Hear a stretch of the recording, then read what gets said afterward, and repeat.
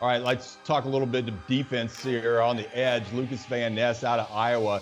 One of these players that came in and he opened a lot of eyes at the combine. Not a lot of experience. This isn't a guy that started for 3 years in the Big Ten for Iowa, but he came into the combine at 6'5", 270 and ran a 4.58, and that opened a lot of eyes. So I think a lot of GMs, a lot of scouts around the country see a tremendous amount of upside. You'd like to see more starts. He certainly looks the part physically. You'd like to see a little bit more experience, but you look at him on tape, this is a guy that can come off the edge. He can get to the quarterback consistently. I think his draft stock went up. I think he's going to have a successful career in the NFL, and he's one of these players. He's not going to be a first-day starter, but he's going to give your defense some depth starting day one. I consider him, and I would compare him to Trey Hendrickson, the 2017 NFL draft pick.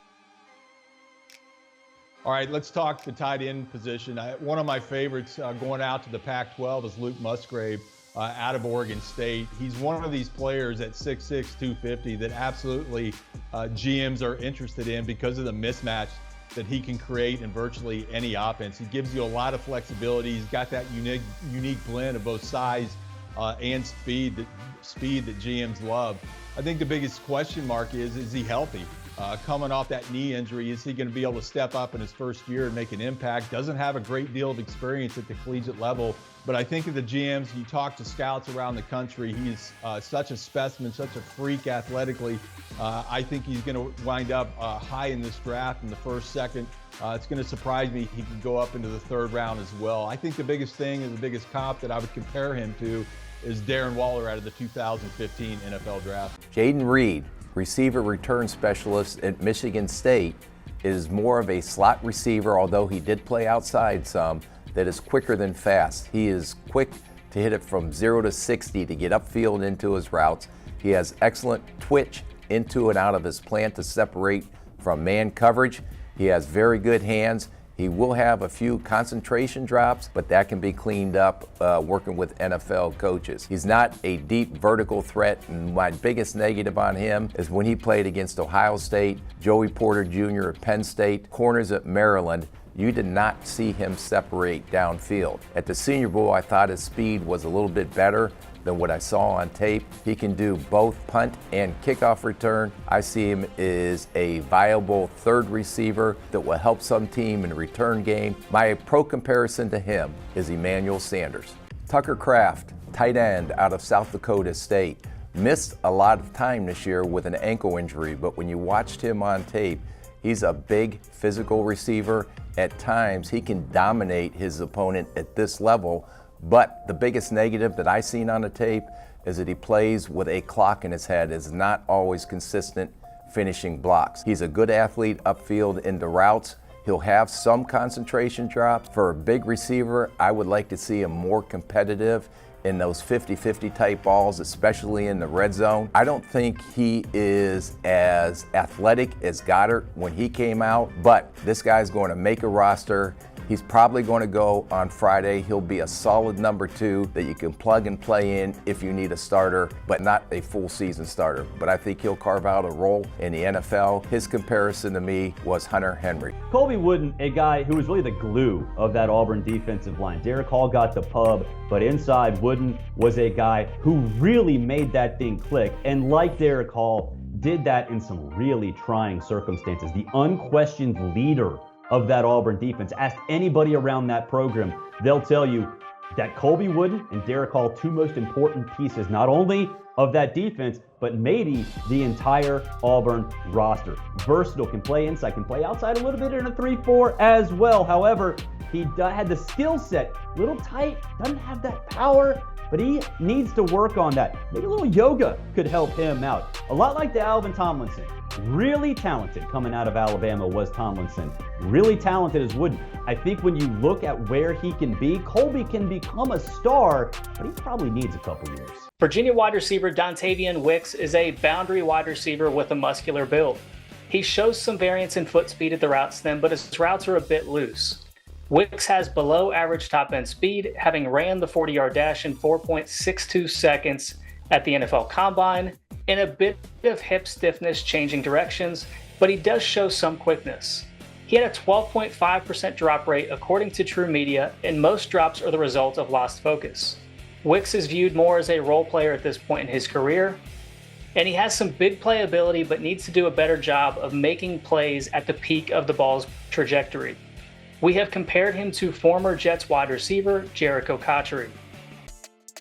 Karl Brooks, the linebacker out of Bowling Green, one of my favorite players coming out of the Mid-American Conference this season. He's a defensive lineman, stands 6'4", 300 pounds. Really the knock on him is a couple of different things. Number one, you'd like to see a little bit heavier player up front at the point of attack, creating that clutter in the run game. The other thing is a lot of people are questioning his explosiveness coming off the edge. I think this guy lands somewhere in the 5th or 6th round. And he kind of reminds me of Curtis Weaver coming out of Boise State in the 2020 draft. Gives you a guy very athletic, motivated leader on the field.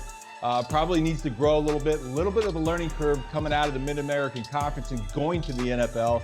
But all in all, I think he'll land somewhere in the 5th or 6th round and make a good defensive lineman for an NFL team in the right scheme. Carrington Valentine sort of flew under the radar in SEC circles. You didn't really get to see a lot of him because we haven't seen much of him as a cornerback throughout his career. Experience doesn't necessarily have it in the way that other cornerbacks in this draft have, but the frame is there. NFL scouts are looking at him saying, yeah, that dude, he can be a star. Plays at 193, can probably get to 200 relatively quickly. He can locate that football, but again, the experience isn't there. If he does get burned, the recovery, he needs some work on that. He was put in some bad spots at Kentucky, and with that combined with experience or lack thereof, his tackling didn't necessarily evolve and come together the way it probably should. J.C. Horn, kind of the same thing, was counted on maybe a little too much at South Carolina. Carrington Valentine probably would have had he had the experience.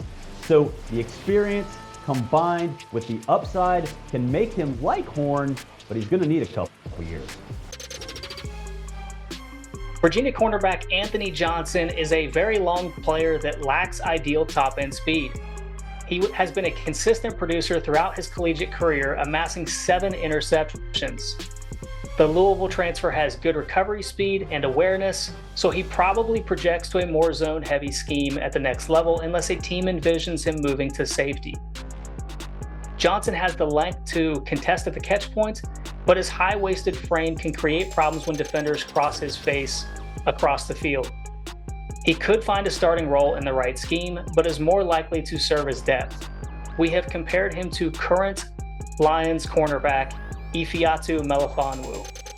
Brenton Cox Jr., man, you look at him as a high schooler, you thought superstar. You didn't really see that, though, at the college level. At Georgia, had some issues. At Florida, had some issues. But when he was on, man, he was a star. Sheds blocks, does everything he needs to do, can go with power. Little inconsistent, like I said, though, not only at Georgia, but at Florida as well. Those character issues are there. Kind of gets a little excited from time to time. Maybe a little too enthusiastic, over pursues, and gives up some of those big plays. If I were to compare him to what he potentially can be if he gets some of those issues figured out, I would say he's Marcus Davenport. High upside, but probably a little bit too low of a floor for an NFL team to take a huge risk.